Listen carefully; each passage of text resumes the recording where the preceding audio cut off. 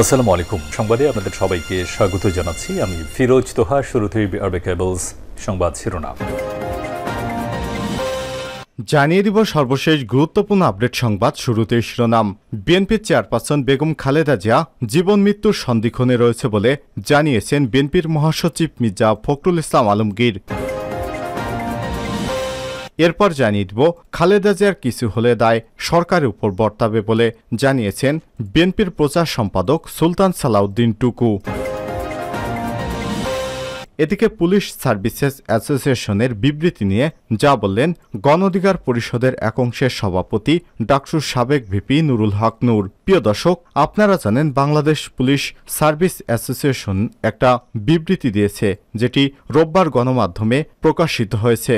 বিবৃতিতে তারা বলেন পুলিশের সাবেক আইজিপি বেনজির আহমেদ, ঢাকা মেট্রোপলিটন পুলিশ ডিএমপির সাবেক কমিশনার আসাদুজ্জামান মিয়া, পুলিশের অতিরিক্ত ডিআইজি রফিকুল ইসলাম সহ পুলিশের সাবেক এবং বর্তমান কয়েকজন ঊর্ধ্বতন কর্মকর্তার ক্ষমতার অপব্যবহার এবং দুর্নীতি করে অবৈধভাবে বিপুল সম্পত্তির মালিক হওয়া নিয়ে গণমাধ্যমে সুস্পষ্ট তথ্য প্রমাণের ভিত্তিতে প্রতিবেদন প্রকাশিত হয়েছে।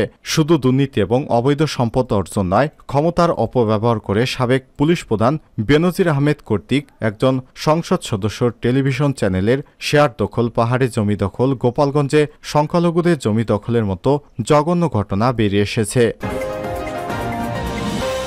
জানিয়ে দিব প্রিমিয়াম ব্যাংকের 4 কর্মকর্তার দেশ ত্যাগে নিষেধাজ্ঞা।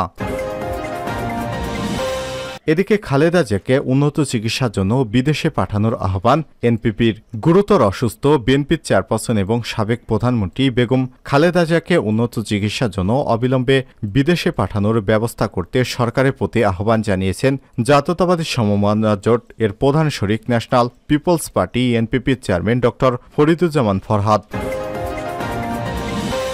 এবং সর্বশেষ জানিয়ে দিব ইসরায়েলের সামরিক ঘাঁটিতে হামলা, সেনা নিহত। ইসরায়েলের সামরিক ঘাঁটিতে সরাসরি হামলা চালিয়েছে ইরানের সশস্ত্র গোষ্ঠী হিজবুল্লাহ। এতে ইসরায়েলের সেনা নিহত হয়েছে। রোববার 23 জুন আল জাজিরার এক প্রতিবেদনে এসব তথ্য জানানো হয়েছে। প্রতিবেদনে বলা হয়েছে ইসরায়েলে 91 ডিভিশন সেনাদের হেডকোয়ার্টারে হামলা চালানো হয়েছে। লেবাননের সশস্ত্র গোষ্ঠী হিজবুল্লাহর এ হামলা দেশটির উত্তর অঞ্চলের আইলেট হাসাহারে সরাসরি আঘাত হেনেছে। এতে সেনা সদস্য আহত এবং নিহত হয়েছে বলে দাবি করেছে হিজবুল্লাহ। প্রিয় দর্শক, এতক্ষণ শুনছিলেন সংবাদ শিরোনাম, এবারে বিস্তারিত। তবে তার আগে বন্ধুরা, আপনি কোন স্থান থেকে আমাদের সংবাদটি দেখছেন কমেন্ট করে জানিয়ে দিন এই সংবাদ সম্পর্কে আপনার মূল্যবান মতামত। প্রিয় দর্শক, আপনি যদি আমাদের চ্যানেলে নতুন হয়ে থাকেন, ভিডিওটি দেখতে দেখতে চ্যানেলটি সাবস্ক্রাইব করে রাখুন, যাতে করে আমাদের লেটেস্ট আপডেট সংবাদগুলো সবার আগে আপনার কাছে পৌঁছে যায়। এবারে বিস্তারিত। খালেদা জিয়া জীবন মৃত্যুর সন্দিক্ষণে ফখরুল। এবারকের হাসপাতালে চিকিৎসাধীন বিএনপি চেয়ারপারসন বেগম খালেদা জিয়া শারীরিক অবস্থা আশঙ্কাজনক বলে জানিয়েছেন দলটির মহাসচিব মির্জা ফখরুল ইসলাম আলমগীর। তিনি বলেছেন, খালেদা জিয়া এখন জীবন মৃত্যুর সন্দিক্ষণে রয়েছেন। আজকে বিনা চিকিৎসায় বন্দী অবস্থায় তিনি মৃত্যুসজ্জায় রয়েছেন। রোববার 23 জুন সকালে রাজধানীর নয়াপল্টনে বিএনপির কেন্দ্রীয় কার্যালয়ের নিচতলা এক দোয়া মাহফিলে মির্জা ফখরুল এসব কথা বলেন। বসুন্ধরার এবারকের হাসপাতালে চিকিৎসাধীন খালেদা জিয়ার আরোগ্য কামনায় বিএনপির উদ্যোগে এই দোয়া মাহফিল অনুষ্ঠিত হয়। তিনি বলেন, আপনারা প্রাণ খুলে বেগম খালেদা জিয়ার জন্য দোয়া করুন। শুধু দোয়াই নয়, আমাদের পক্ষ থেকে যা কিছু করা সম্ভব তার সুচিকিৎসা করার জন্য সেই চেষ্টাই আমাদের করতে হবে। বেগম জিয়ার জন্য যা যা করা দরকার সেটাই আমাদের করতে হবে। বিএনপির মহাসচিব বলেন, এফআরকেআর হাসপাতালের মেডিকেল বোর্ড বারবার বলছে, ম্যাডাম অর্থাৎ খালেদা জিয়া যে অসুখে রয়েছে সেই অসুখের চিকিৎসা এখান অর্থাৎ বাংলাদেশে করা সম্ভব নয়। তার যে ভ্যারিয়াস ডিজিসেস আছে তার চিকিৎসা করতে হলে উন্নত দেশের মাল্টিডিসিপ্লিনারি হসপিটালের প্রয়োজন। চিকিৎসকেরা বারবার এই কথাগুলো বিভিন্নভাবে বলার চেষ্টা করছেন। দলের পক্ষ থেকে বলা হয়েছে, পরিবারের পক্ষ থেকে বলা হয়েছে, সুশীল সমাজও বলছে, এমনকি বিদেশে মিশনগুলো যারা যেখানে যেভাবে পারছে বাংলাদেশে আসে তারাও বারবার বলছে, ইউরোপীয় ইউনিয়ন সহ বাইরের কয়েকটি আন্তর্জাতিক সংস্থা সবাই বলছে। কিন্তু শেখ হাসিনা ব্যক্তিগত রাজনৈতিক প্রতিহিংসার কারণে খালেদা জিয়াকে হত্যা করার উদ্দেশ্যে, তাকে রাজনীতি থেকে সরিয়ে দেওয়ার উদ্দেশ্যে তাকে কোনোভাবে চিকিৎসার সুযোগ দেওয়া হচ্ছে না। তিনি বলেন, হঠাৎ অসুস্থতার কারণে গত শুক্রবার গভীর রাতে বিএনপি চেয়ারপারসন বেগম খালেদা জিয়াকে অ্যাম্বুলেন্সে করে রাজধানীর এবারকেয়ার হাসপাতালে ভর্তি করা হয়েছে। সেখানে নিবিড় ক্রিটিক্যাল ইউনিট সেক্টরে তিনি ভর্তি রয়েছেন। খালেদা জিয়ার কিছু হলে দায় সরকারের টুকু। গুরুতর অসুস্থ বিএনপি চেয়ারপারসন খালেদা জিয়ার কিছু হলে সরকারের দায় নিতে হবে বলে মন্তব্য করেছেন বিএনপির প্রচার সম্পাদক সুলতান সালাউদ্দিন টুকু। বিদেশে খালেদা জিয়ার উন্নত চিকিৎসায় সরকার ক্রমাগত বাধা দিচ্ছে বলে অভিযোগ করেছেন তিনি। আজ রোববার 23 জুন নয়াপল্টনে বিএনপির কেন্দ্রীয় কার্যালয়ের নিচতলায় এক দোয়া মাহফিলে টুকু এসব কথা বলেন। খালেদা জিয়ার আশু রোগ মুক্তি কামনায় এই দোয়া মাহফিল আয়োজন করে বিএনপি যুবদলের সদস্য সাবেকেই সভাপতি আরও বলেন, শুধু রাজনৈতিক প্রতিহিংসায় সম্পূর্ণ মিথ্যা এবং বানোয়াট সাজা দিয়ে উদ্দেশ্য প্রণোদিতভাবে রাজনীতি থেকে দূরে সরিয়ে রাখার জন্য খালেদা জিয়াকে আটক করে রাখা হয়েছে, পরবর্তীতে গৃহবন্দী করে রাখা হয়েছে। তিনি বলেন, খালেদা জিয়া যদি কিছু হয় সরকারের দায় নিতে হবে। এ সময় উপস্থিত ছিলেন বিএনপির মহাসচিব মির্জা ফখরুল ইসলাম আলমগীর, স্থায়ী কমিটির সদস্য মির্জা আব্বাস, গয়েশ্বরচন্দ্র রায়, নজরুল ইসলাম খান, আমির খসরু মাহমুদ চৌধুরী, ভাইস চেয়ারম্যান শামসুজ্জামান দুদু, আব্দুল্লাহ আল মিন্টু, ডক্টর আসাদুজ্জামান রিপন, চেয়ারপারসনের উপদেষ্টা সৈয়দ মোয়াজ্জেম হোসেন আলাল, সিনিয়র যুগ্ম মহাসচিব রুহুল কবির রিজভী, যুগ্ম মহাসচিব শহীদুদ্দিন চৌধুরী আনি, সৈয়দ ইমরান সালে প্রিন্স, আব্দুস সালাম আজাদ সহ বিএনপি এবং অঙ্গ সংগঠনের বিভিন্ন সদস্যবৃন্দ।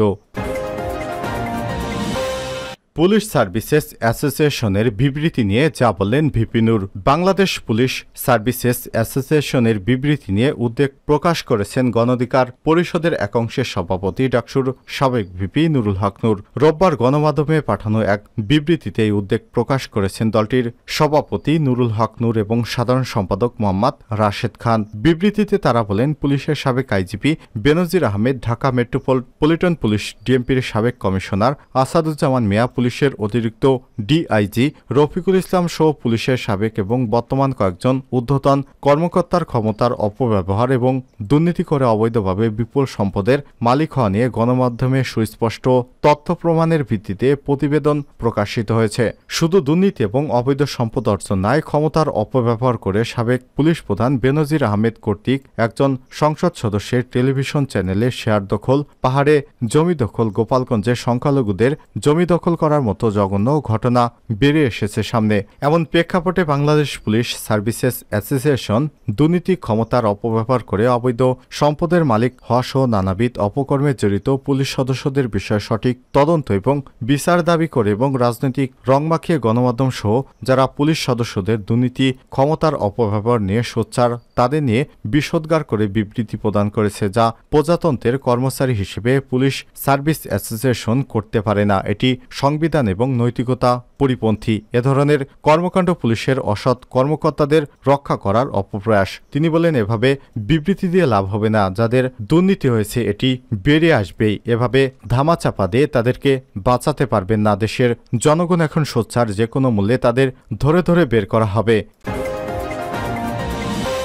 প্রিমিয়াম ব্যাংকের 4 কর্মকর্তার দেশ থেকে নিষেধাজ্ঞা। প্রিমিয়াম ব্যাংকের 4 কর্মকর্তাকে দেশ থেকে নিষেধাজ্ঞা দিয়েছে আদালত। রোববার 23 জুন ঢাকা মহানগর দায়রা জজ আদালতের শামসুল জগলুল হোসেনের আদালত এই আদেশ দেয়। 4 কর্মকর্তারা হলেন প্রিমিয়াম ব্যাংকের অতিরিক্ত ব্যবস্থাপনা পরিচালক শহীদ হাসান মল্লিক, ভাইস প্রেসিডেন্ট মুশফিকুল আলম, নারায়ণগঞ্জ শাখার foreign exchange incharge Dipak Kumar Debnath, credit incharge Mohammad Mehedi Hasan Sarkar, দুদকের পাবলিক প্রসিকিউটর মাহমুদ হোসেন জাহাঙ্গীর এসব তথ্য জানিয়েছেন। জানা গেছে, দেশ থেকে নিষেধাজ্ঞা দেওয়ার 4 কর্মকর্তা সহ ওনাদের বিরুদ্ধে যোগ সাজেশে ব্যাংক টু ব্যাংক এলসি সুবিধার আড়ালে জাল জালিয়াতি, বিভিন্ন অনিয়ম এবং দুর্নীতির মাধ্যমে 43টি সন্দেহভাজন তৈরি পোশাক রপ্তানিকারক প্রতিষ্ঠানের অনুকূলে প্রায় 3000 কোটি টাকা ভুয়া ঋণ সরঞ্জামপূর্বক আত্মসাৎ সহ মানি লন্ডারিং প্রতিরোধ আইনের সম্পৃক্ত ধারায় অপরাধ করার অভিযোগ অনুসন্ধানাধীন। অভিযোগ, সংশ্লিষ্ট 4 ব্যক্তি অর্থ পাচার এবং দেশ ত্যাগের পরিকল্পনা করছেন। এ কারণে তাদের